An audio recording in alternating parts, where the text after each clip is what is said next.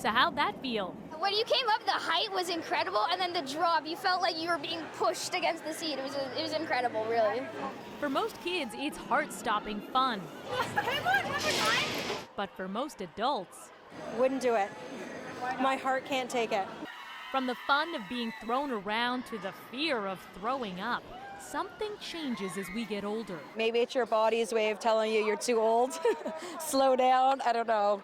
But there's definitely a physical and psychological component probably to it. So if we look inside here, Professor Lawrence Harris has been studying our senses and perception for decades. First lesson, motion sickness. The chair doesn't move, neither does the fluid in my ear, so my brain senses balance.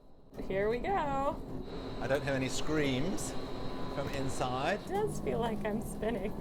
But hearing and watching that 1970s kitchen and that guy turn over sends conflicting signals to my brain, and that's disorienting. That is incredible. It does feel like I turned upside down.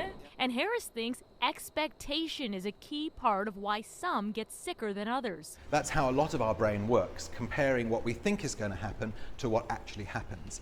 So while a developing brain welcomes whatever happens, an adult brain prefers predictability. It's errors in that, when you make your expectation and it turns out to be incorrect, that produces these weird sensations which can be very unpleasant for some people and very enjoyable for others.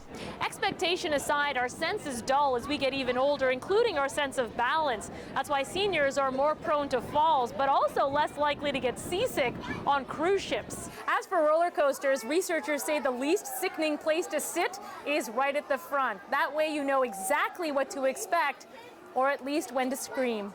Christine Birak, CBC News, Toronto.